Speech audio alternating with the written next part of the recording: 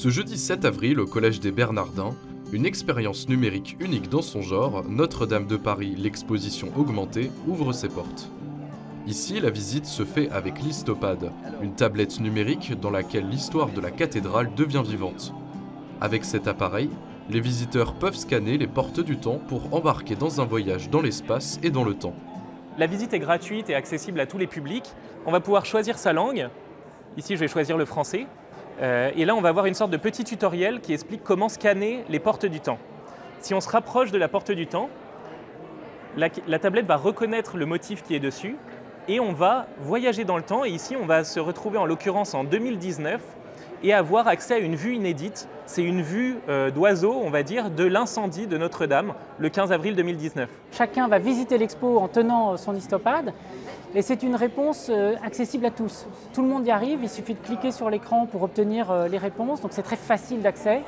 Il y a même des versions spéciales pour les malentendants, les malvoyants, pour les personnes à mobilité réduite, donc c'est accessible à tous. Et en même temps, comme c'est interactif, chacun va faire une visite très personnelle. À travers de spectaculaires reconstitutions 3D à 360 degrés de Notre-Dame de Paris, le premier élément que les visiteurs découvrent est l'incendie de 2019. On découvre ensuite la genèse de la cathédrale de 1160 jusqu'au chantier actuel de restauration. Au total, 20 scènes peuvent être découvertes par le public. Cette expérience innovante est réalisée par la start-up française Histovery en collaboration avec l'établissement public chargé de la conservation et de la restauration de la cathédrale Notre-Dame de Paris et parrainée par L'Oréal Group. Quand vous promenez, vous déambulez à travers cette exposition, vous prenez conscience que la cathédrale, elle est au cœur de notre histoire. Moi, je dis souvent que la cathédrale, c'est le mémorial de la nation française. Les grands moments de l'histoire de France se sont déroulés à Notre-Dame. Et donc, après ce voyage historique, vous êtes projeté de plein pied dans le chantier actuel de restauration.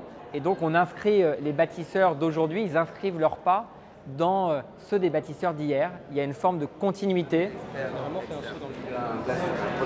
Vous découvrez les Parisiens de l'époque. Et on se retrouve en 1160. Et vous pouvez voir déjà dans le fond où sera Notre-Dame. Jusqu'au 17 juillet, 300 tablettes sont mises à disposition.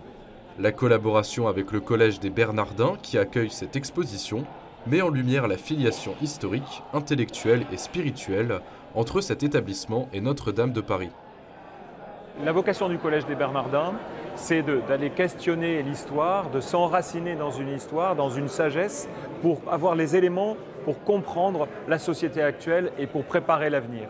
Et on a vu qu'à travers cette exposition, on colle complètement à cette vocation, parce qu'il s'agit de comprendre un récit historique qui, avec les moyens technologiques actuels, nous permettent de comprendre le passé, de pouvoir aborder l'avenir comme un sage fait du neuf avec de l'ancien. Après Paris, une tournée internationale de l'exposition est prévue d'ici 2024.